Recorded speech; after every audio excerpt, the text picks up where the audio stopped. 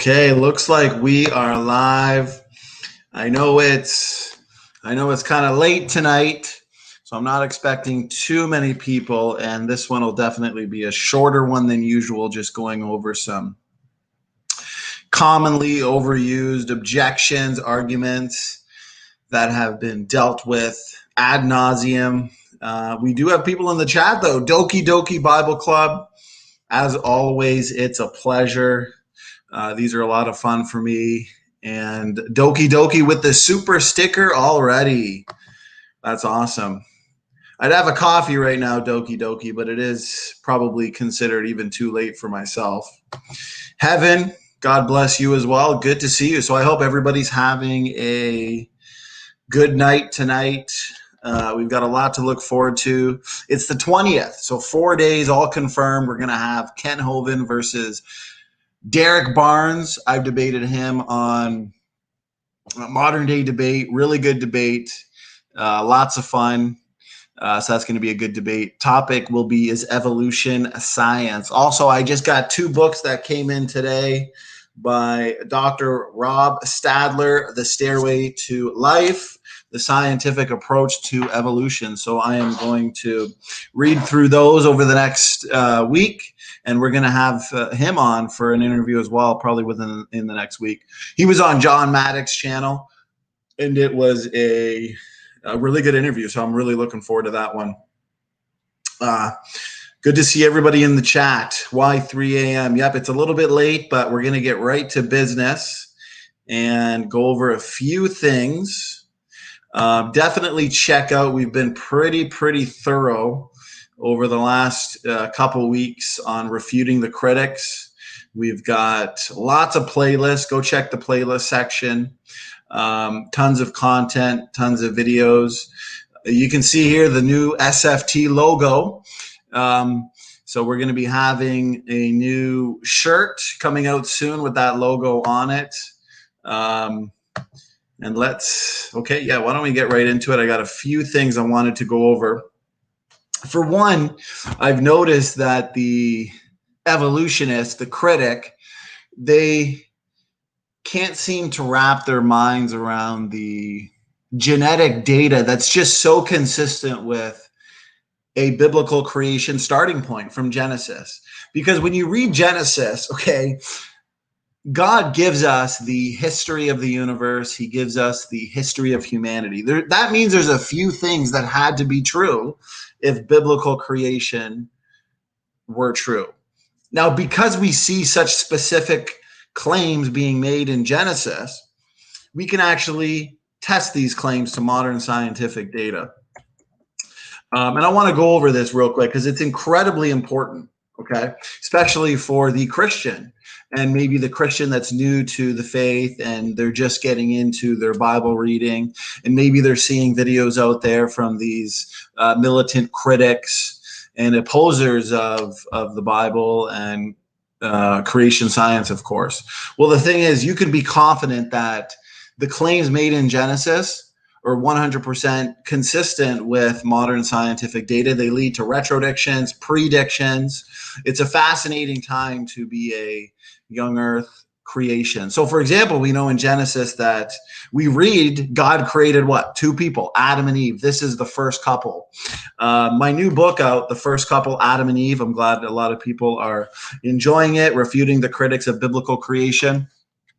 I cover a number of lines of arguments and objections and refute those thoroughly. So definitely check that out. We're going to do more streams like this, kind of going over some of the lines of evidence for young earth creation for a designer, and then also refute the critics on them. So we know that Genesis tells us God created 2 people, Adam and Eve. Let's test this claim. Let's test this one claim, for example, to modern scientific data. This claim alone has significant genetic implications, okay? And it just turns out that we have overwhelming lines of evidence in genetics for this first couple who we have all descended from in the not so distant past. And what's funny is I find critics of the biblical creation model of a literal Adam and Eve, they haven't yet realized that the evidence did not have to be this way.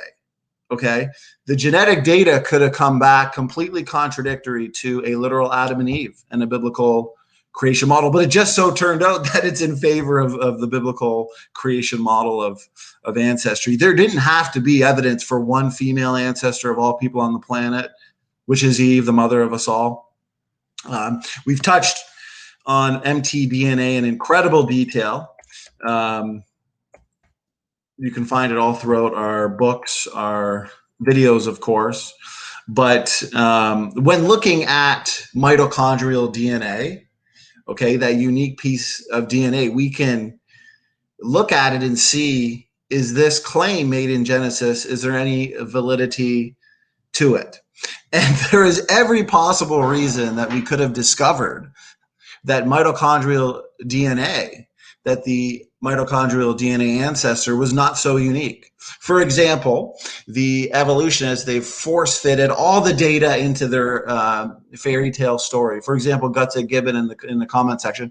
What we're going to do tonight, too, for a little bit is we're going to go through some comments. We've got a comment thread with Gutsick Gibbon that's deserving of some analysis. It's a pretty, I definitely recommend everybody read through it. We'll go over that today, but they did not predict the genetic data that suggests humans have incredible low genetic diversity, that suggests we've all descended from one female ancestor, one male ancestor, because there's every reason to believe that this mitochondrial DNA ancestor could have shared many lines with chimpanzees if we actually share a relationship with them. The evolutionists can't explain that. That's why they've had to post hoc, ad hoc, rationalize all the data into their story. So we know mitochondrial DNA is only passed down from mother to child. It also lacks recombination. It's non-recombining DNA, just like the y-chromosome. These are the best types of DNA compartments to look to in regards to ancestry, for example. This means, so when we look at the mitochondrial DNA and the tree that we can derive from different mitochondrial DNA variants, what we see is this tree grows in branching like patterns, okay? This is due to mutations. We see a clock that ticks from generation to generation. So what we can actually do is reverse the clock back to the point where we would find that common ancestor that we know of as Eve. We can also start with Eve, okay, as the Bible tells us.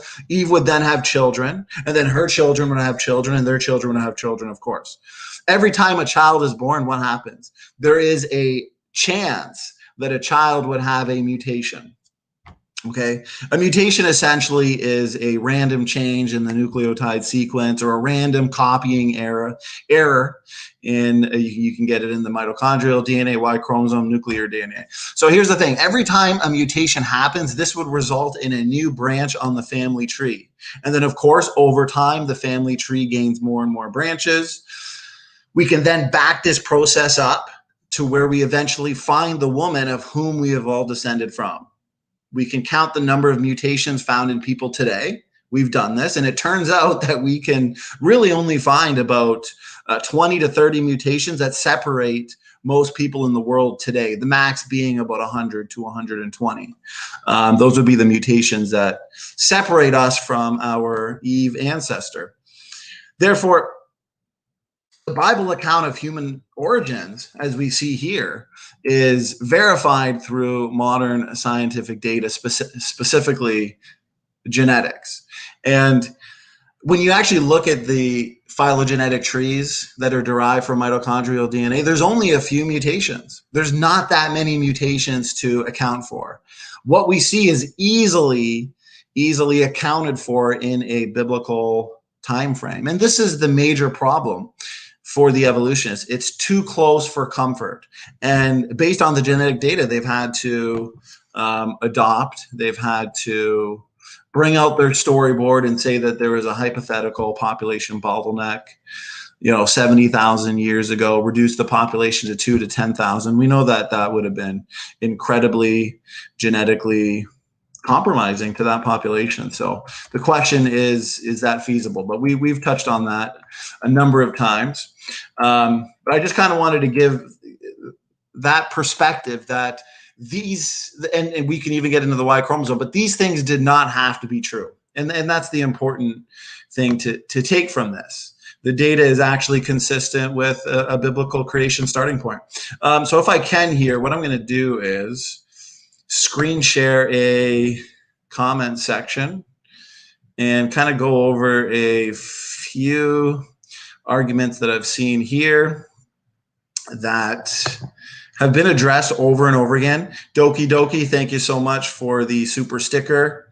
Brother Bill Morgan, always a pleasure. Good to see you. Had a great debate with Dr. Ron Garrett, one of my favorites. Bill always puts on a good show, great presentations. Matt in the house. We've got a mutation rate book coming out soon, Matt, probably in the next week or so, where we really go into detail on what I just said. All the different studies, all the different data that confirm a young date. You know, actually, that brings something to mind. Here's what's funny, is when you look at these pedigree-based studies, we've discussed that these pedigree-based studies, the mutation rate is fast. It's more in line with the biblical time frame, of course. Now, you can find some dates in these studies that can go from 6,500 years in the Parsons study. Some would, you know, be 8,000, for example, up to 12,000, 18,000. But here's the thing. Even your highest numbers that you get from the empirical method are nowhere near close to where the evolutionist needs to have their date for not only mitochondrial leave, but for Y chromosome. When it comes to mitochondrial leave, they got to do all sorts of fudging the numbers, calibration, for example, to get. And that would be my question to the critic. Show us how, step by step, mathematically, you can go from like your max date. They'll point, oh, you know, there's been studies that have derived a date of 12,000 years or 17,000 years. Well, that's nowhere near close to their 200,000 year date. The dates are right in line where we would expect as a biblical creation. But here's the thing. The bottlenecks that are associated with the biblical creation model, we know that small populations like there would have been at, say, Babel, or especially right after the flood, 8 people, 3 reproducing couples, genetic drift would result in incredibly fast fixation rates. You'd have faster substitution rates. So those numbers are all perfectly in line with biblical creation expectations. And that's why there are so many successful retrodictions and testable predictions coming out from the starting position of using the empirical method for mutation rates. So I am going to screen share here real quick. We'll jump into this comment section and have some fun. Brother Mitchell, thank you so much. Super. I didn't know I'd have this many people at 4 in the morning. So this is great. Mitchell, thanks so much for the $10 super sticker. We love the support here. I've said it many times. Our goal is to do this full time one day, put out as much content as possible, videos, debates, discussions, interviews, books. And with your support that we've received, you guys are making that dream happen. So I want to thank you so much. You guys are awesome. Okay, let's go here. Share the screen. Make sure it works. We're going to have some fun here, guys, in the comment section, because damage control coming from the evolutionist side. They're really backed up into a corner here based on the scientific data. So let me make sure that this is working, and we are going to this comment section. You'll want to see it in the video titled "Evolutionists Still Don't Understand Orphan Genes," and it's going to be a lot of fun watching the evolutionists scramble themselves together to debunk this one. So we got Gutsick Gibbon always asking, why? Because we know humans share a lot in terms of obviously morphology, anatomy, physiology, genetics. I mean, we're clearly mammals, vertebrates, eukaryotes, but we also share the most in terms of morphology, anatomy, physiology, and genetics with the apes. And we talk about this all the time. You can see here in the comment to Gutsick Gibbon, this is about 51 comments long. We're going to get into some good stuff here. I'm not going to have time to go through every single one, but here's some questions that are constantly dodged. When it comes to nested hierarchies, homology, you know, Erika is adamant that we consider humans apes. Well, what does she suggest? What does she assume based on the design hypothesis? What I say here is it makes zero sense, according to the design hypothesis, for God to create humans equally distant from every other form of life on Earth. Naturally, there'd be a nested hierarchy, of course. But for this to be the case, which the evolutionists, like the phylogeny challenge when it comes to R and Ra, and Erika is now utilizing this, it makes absolutely no sense, because for this to be the case, okay, for humans to share nothing in terms of anatomy, morphology, so on and so forth with any other creature on Earth, you'd have to be invoking an entirely different biological and genetic framework for the creation of man. You know, my questions that I've asked here, and I got no answer, because I don't think that they want to answer, because it shows how ridiculous their position is. Did God have to not use DNA? Did he not use RNA, proteins? Did God have to invent some other form of information system for humans? You know, was ligament, muscles, bones, blood, etc. not allowed to be used for the creation of man? No, of course we would expect mankind to be closer to one kind of animal in terms of anatomy, genetics, morphology, for example, and more distant to other kinds of animals. And what's funny is they have this classification game, okay? Kingdom, phylum, class, family, order, genus, species, invented by Linnaeus, a creationist.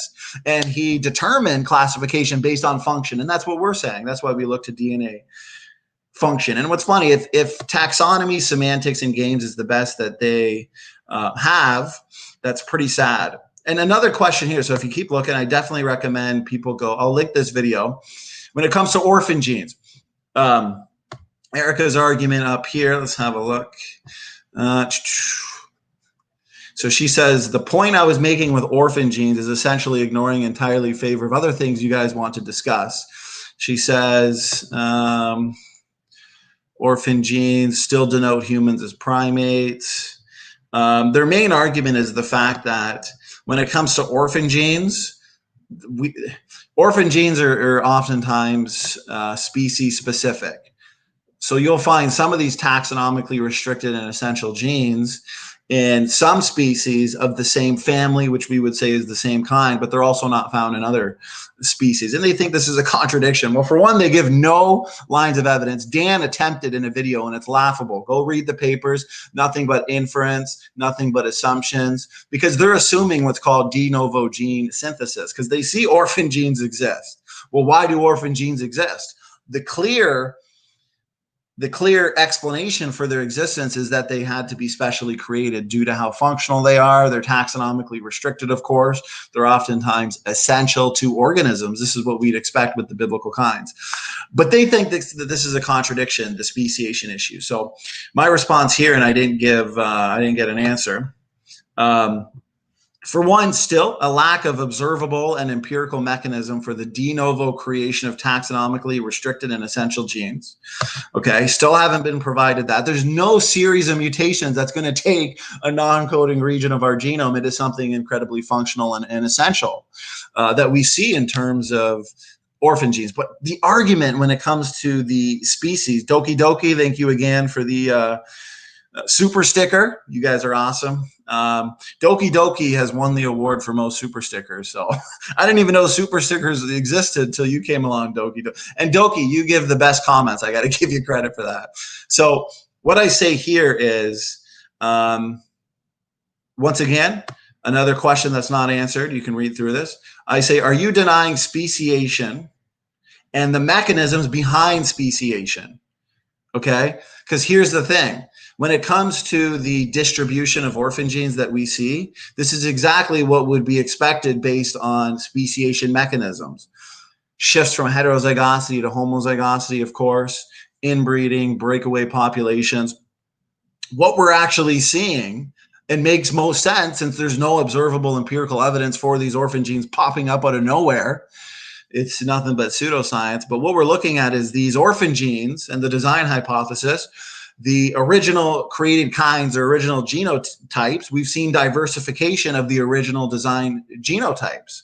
And that's where we see the orphan genes today. Far better explanation given the fact that they have no empirical method. It's much easier to lose something than to build something, to make something new.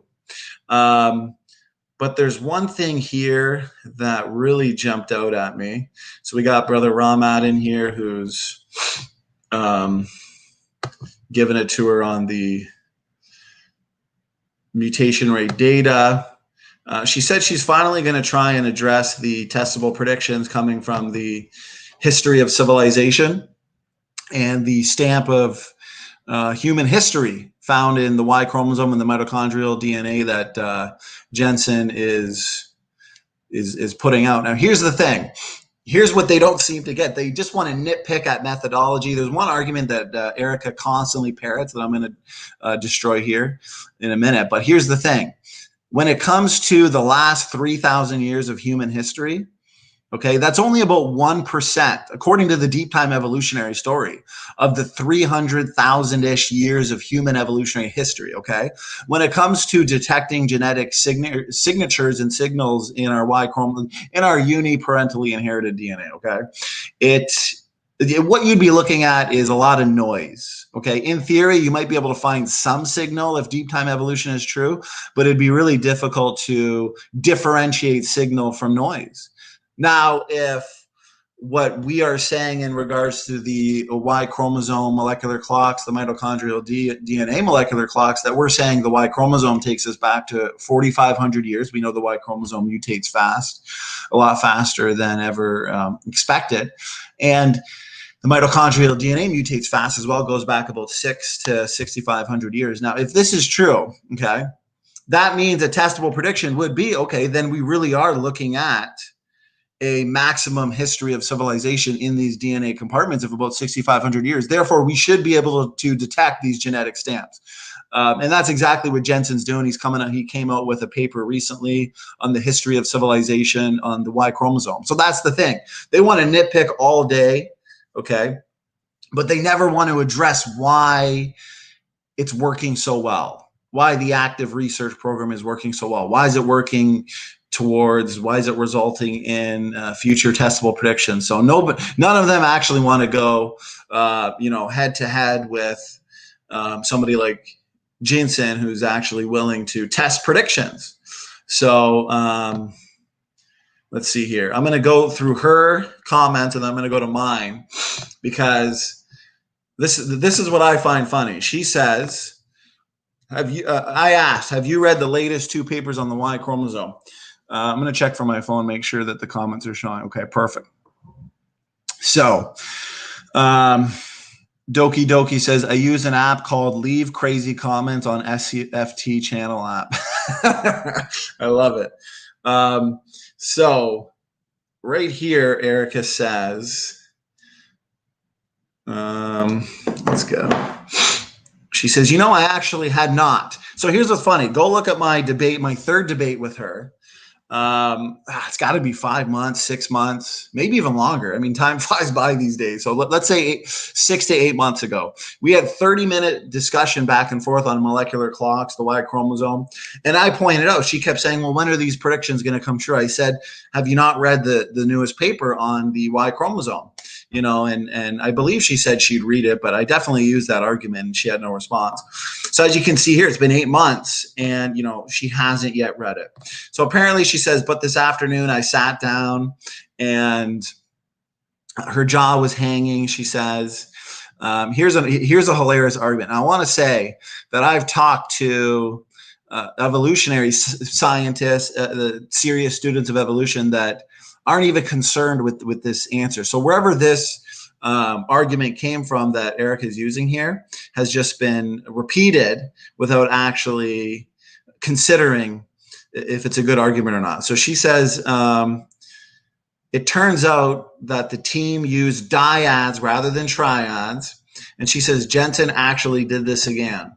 Well, if you go watch our 3rd debate, I pointed out that Jensen has accounted for all these things in his mutation rate that has led to testable predictions, and she had no response to it. But now she's doubling down and using this argument again. But what's funny, okay, and if Erika listens to this video, answer this question. Actually, I think I have the paper open. Let me see real quick. The fact is, dyad versus triad results have already been performed for autosomal mutation rates. And guess what? There's been very little difference in results for the two. More proof that the evolutionists like Erika are completely out of date. And what's funny is the successful testable predictions in the Y chromosome right now, at this point, demonstrate one of the absolute best lines of evidence against their position and for our position. So once again, if these studies coming out from young earth creationists have such a glaring omission or they're so erroneous, why are they working so well? Never been answered that question, even by some of their, you can call them some of their top dogs. So I think I actually have the paper here that shows how out of date they are. I'm not going to go into it too much, but I've got the other paper here on the Y chromosome with the gorilla, chimpanzee, bonobos. So the overall architecture and gene content shows that humans and gorillas are closer in the Y chromosome. And Erika looked at a subsection, alignable regions, for example, ignoring the overall architecture, trying to say, well, you know, there's some sequences here that are more similar with chimp and human, completely missing this. So apparently she's going to come out with a video either misrepresenting, as we've proven over and over again, or damage control. Because remember, it's so funny because she made a comment saying, oh, you know, my followers and listeners, you know, they won't go listen to our videos, even though we know for a fact that they do, because I've got screenshots of people on either Erika's channel or Dr. Dan's channel that's saying, hey, Standing for Truth and RawMat put out a new video. Can you get Erika to respond to it? Because the evolutionists, a lot of them, they can't think for themselves, right? They don't have the capabilities of critical thinking. So when they see us putting out these videos and this material, demolishing these arguments from people like Erika, Evograd, Dr. Dan, whatever, you name it. There's only a few that actually have good arguments, which is funny when we go after like the bigger names like Pelagia, Aaron Ra, Professor Dave. These guys have no idea how to defend their religion. That's why they don't debate for the most part. But they get scared. So what they're guilty of, it's something called confirmation bias, okay? And as long as one of their apostles of the science fiction religion, like Erika, puts out a response, regardless of how erroneous it is, regardless of how many misrepresentations, regardless of how much she actually dodges the questions and the arguments, they'll just kind of wipe off the sweat and say, oh, you know, thankfully, I guess evolution's still true, because they don't think for themselves. So it's all a psychological game. Here it is, 2017. Estimating the human mutation rate from autozygous segments reveals population differences in human mutational processes. So the evolutionists can read through this. Tests have been done. I think Erika just thinks that they take a mother and a daughter, you know, two people, and test the mutation. I mean, they're pretty thorough. They know how to make sure that they're getting a germline mutation rate. So she really needs to stop using this argument. It's just making herself look kind of silly. So why don't we go back to the comments section here. I asked for, so also with the chimpanzee Y chromosome, okay, it literally, if you consider everything, size differences, it's like 35% dissimilar to the human Y chromosome. When they first discovered this, they were shocked. It's what they expected in autosome differences with a chicken. You know, and they've had to resort to all types of rescue devices. We've seen a few coming from Erika. It's a lot of storytelling. They pull out the storyboard, right?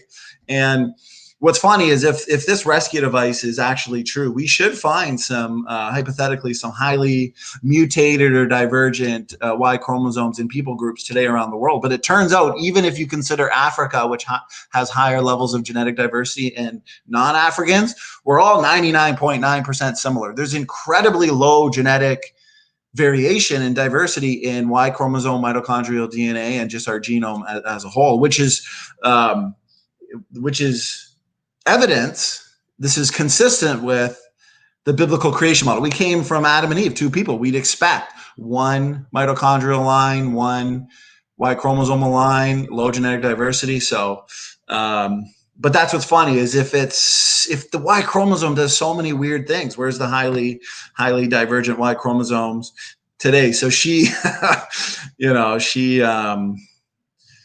a lot of these evolutionists in the evolutionist science denialism brain trust, they have trouble reading past, I guess, the abstracts of papers. So she provided a paper on just ancient DNA, which is a total dodge of the question that I was asking. So see a lot of storytelling here. Okay, so here's some good ones. We're going to get to this too.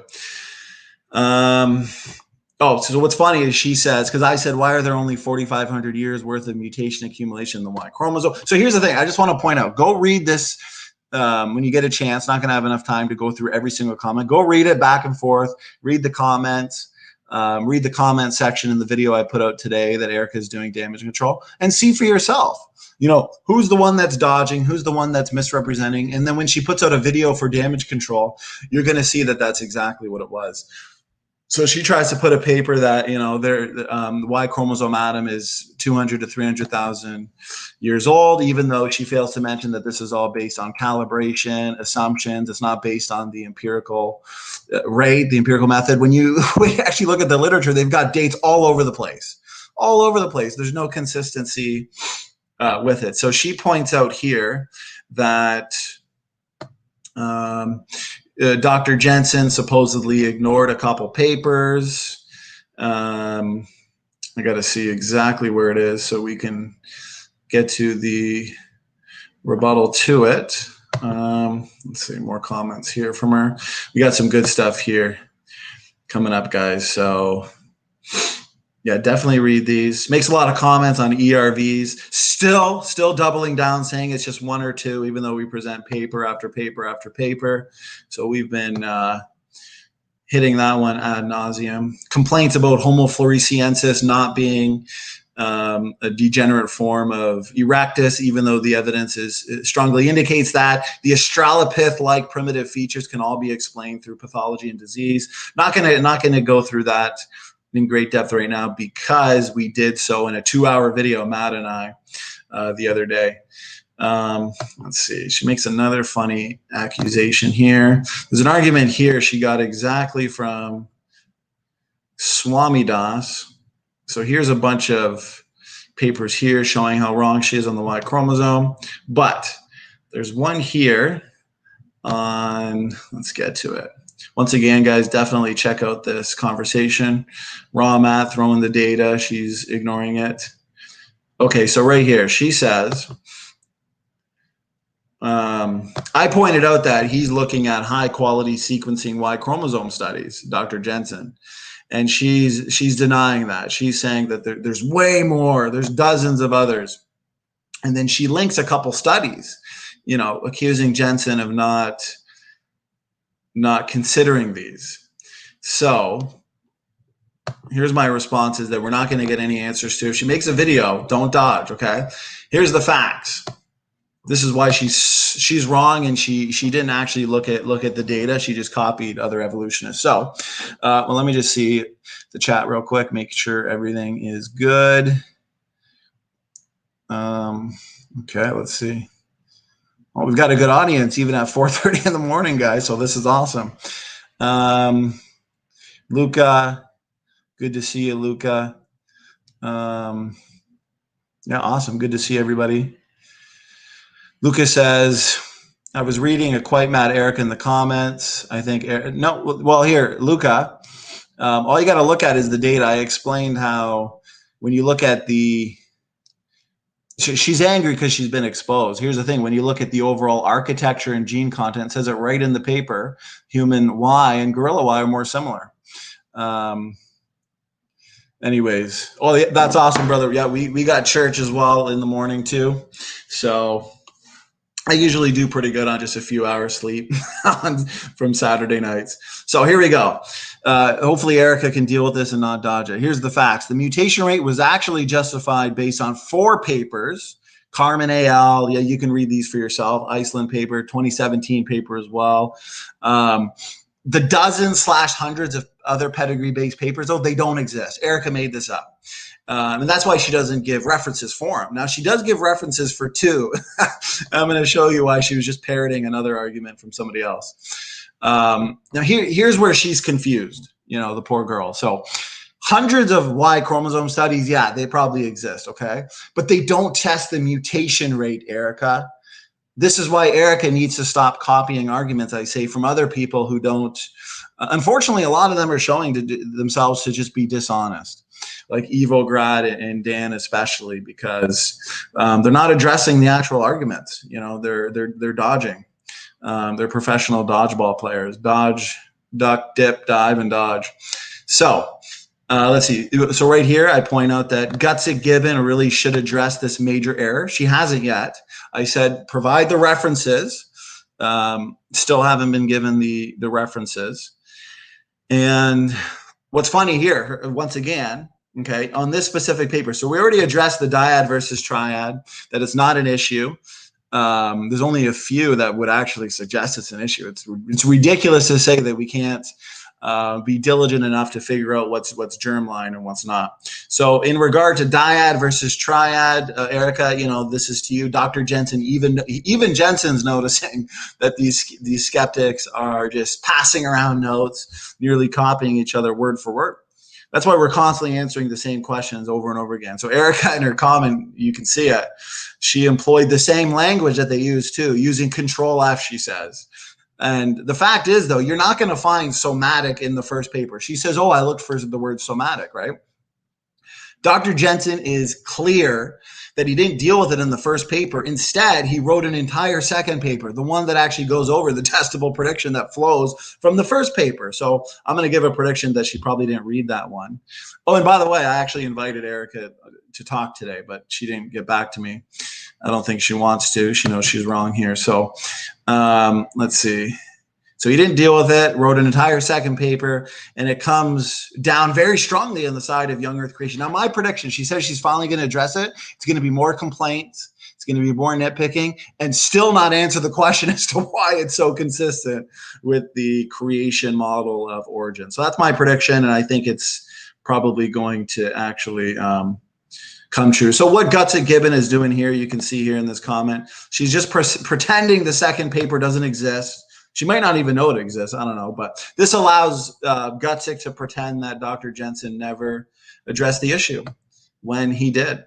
Let's see. So here's another one. So the one that I believe this one was from Swamidas. So she finally presents the references. And here's some questions I asked her. Still haven't gotten. Doesn't seem to be good at answering questions. So here we go. I said, go run to them for an answer to this. So she provided me a paper, Balanovsky, okay? Answer me this, Erika. Why do you think this is relevant to the whole Y chromosome tree? Thing is, in other words, what I'm asking is, where does this group of men fit in on the whole tree if she's actually read the paper? Now, she doesn't really answer questions, so I'm just going to answer it for her, and it's going to be, I'll answer it for her. She won't have an answer, so I'm going to help her here. The reason why she'd be having trouble answering is because the paper actually has two contradictory trees in it, making it nearly impossible to answer the question. Now, here's the thing. When somebody from the anti-science brain trust can resolve the tree question, what we're probably going to find is that the branches are unusually short, as the G1 branches are in the 1,000 Genomes Project paper, if you guys are familiar with that. Now, one of the trees in the Balanovsky paper also shows the branches to be short, and the other one doesn't. That's what we mean by contradiction, okay? It's pretty clear. So short branches imply mutational slowdown, which would make it almost irrelevant to the mutation rate for the overall tree. Now, the other paper, she must not have read this one. So I think this one's from Swamidas. You know, they've all tried this trick. The second I clicked it and looked it over for 2 seconds, it was clear. So this is the other paper she says that Jensen ignored. Now remember, dozens. He ignored so many papers. Finally, we asked for the references. It's 2. But we've seen the first one failed miserably. See if she can address this. The second one, Scully in 2016. Okay, here's the paper. You guys can check it for yourself. To be honest with you, it's almost laughable. I'm just going to highlight that here. The 11 studies are, and you can see it the second you start looking at the paper, okay? Answer this question, Erika. The 11 studies are of whole genome rates, not Y chromosome. Did you, or whoever you got it from, Evograd, whoever wants to answer, did you know the 11 studies are all of whole genome rates? Or are you just copying again? So yeah, so we didn't get any answers. She thought that the comment section was shut down. She had more than ample time to answer the questions, but apparently she's just going to do that in a damage control video. So we've done so many videos, even this video is just demolishing the critics, that at this point, especially Rahman and I've got so many projects. We're working on 2 more books coming out. Mutation Rate book's going to be out soon, probably in the next week. As well as an Out of Africa Myth book that I've been working on for a while. I've been studying this topic for probably close to a year, trying to perfect this one, but that should be out within the month too. So we've also got a lot of plans doing videos against a lot of the bigger names, Pelagia, Aaron Ra, Professor Stick, Professor Dave. So if a video comes out and it's just nothing but dodge, dodge, dodge, ignore, ignore, ignore, misrepresent, misrepresent, misrepresent, what we're going to do is we're going to take the video, we're going to put it in our description box in our playlist section, and we're just going to say, you know, both critics and non-critics alike, go watch both sides and you can come to your own conclusion. And I think the conclusion should be clear. So another, you still got a good audience at this time. Matt says, Erika can play her condescending, passive-aggressive videos all she wants, and we will. Well, it's so funny, you know, in Dapper Dino's channel, he's saying we're being mean. You know, our videos aren't even mean. You're not going to find ad hominems. You know, we're attacking the arguments. We often laugh at the arguments. But here's the thing. They're the ones that are constantly calling men of God liars, deceivers, cheats, in it for the money. You know, nothing but insult after insult. So it's just so funny how they can give it, but they can't seem to take it. SpongeBob Imagination, yeah, I love your name. Evolutionists hope, dream, and imagine that bacteria and whales are related. See, somebody like Dr. Dan, you know, went to school for 1,500 years. He probably spent $150 million, you know, to come out believing that he is related to a bacteria ultimately. So these militant critics, we hope that they convert. You know, anybody can come to repentance, but the chances are when it comes to them or the people we're debating, we're not going to convince them. It's for the audience. It's to increase the faith of our brothers and sisters. It's to bring people that are on the fence and that are open-minded to Christ. And also, when you have these bullies, okay, in the evolutionist community that want to preach their religion, their science fiction religion, on without having to defend it against knowledgeable creationists. So one of our goals here, and we feel it's been successful, is going up against these guys in discussions and debates to show everybody that their arguments have been refuted. Their arguments are not based on science. Doki Doki, another super sticker. Thank you so much. Heaven, hey boys, getting ready for church. God bless. Awesome.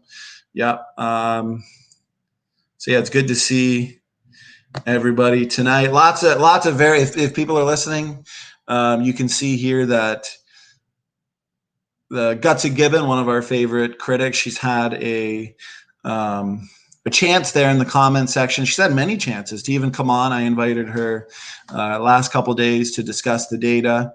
She maybe she's busy, but she hasn't been busy enough, I guess, because she's been participating in these comment wars. But you can see, go read those for yourself. Lots of direct questions. I'm re-asking a lot of the questions right now.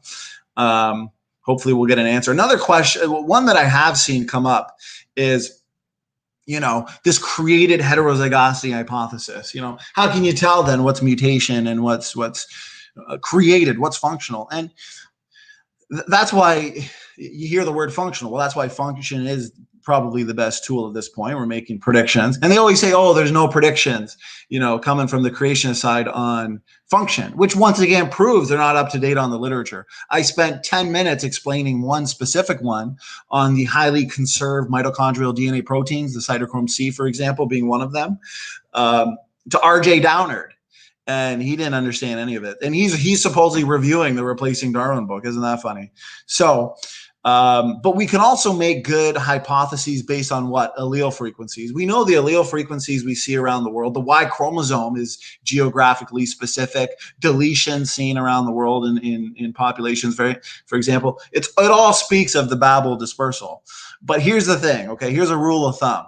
The more rare the allele, the more likely it's mutated. The more common the allele, and especially if it's not disease causing, although genetic entropy could result in disease in a created allele as well. But the more common the allele, the more likely it's created. But yeah, so that's kind of what I wanted to touch on here today. If you do see, because Matt and I, we've got a list of videos that we are going to address. We're looking forward to it. We're going to be busy. But if people see videos they want us to refute and address, please let us know.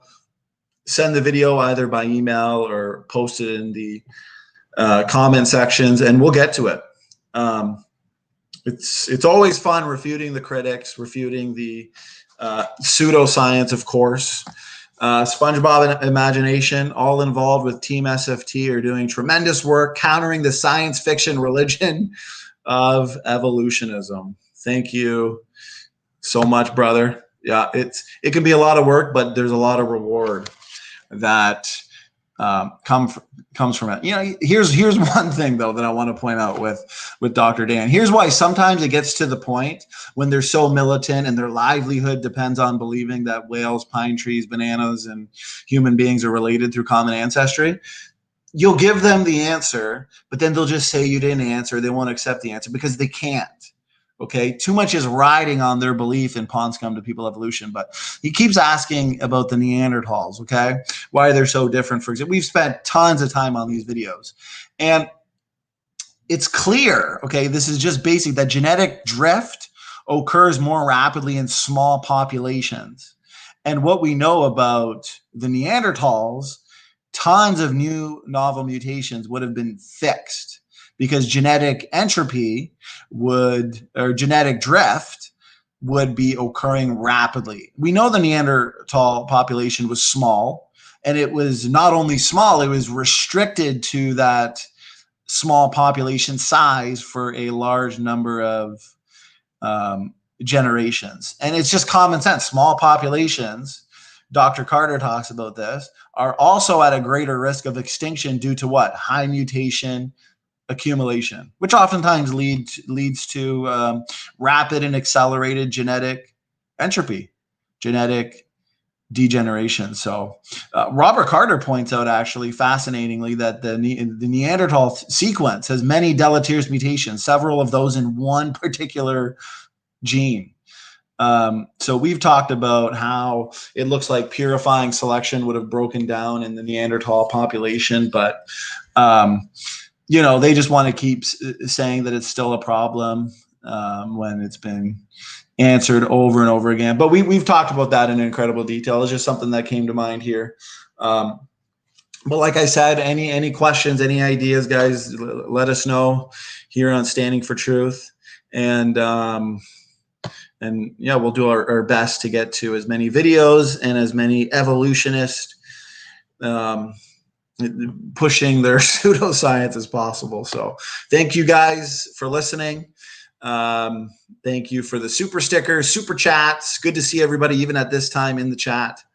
So it is Sunday. Everybody have a good day at church. We'll probably have a stream in the next couple of days. Like I said, lots to look forward to. Interviews. Ken Hovind will be back on the 24th, and should have some new books released sometime soon as well. So, okay, guys, God bless. Have a good day, and Standing for Truth is out.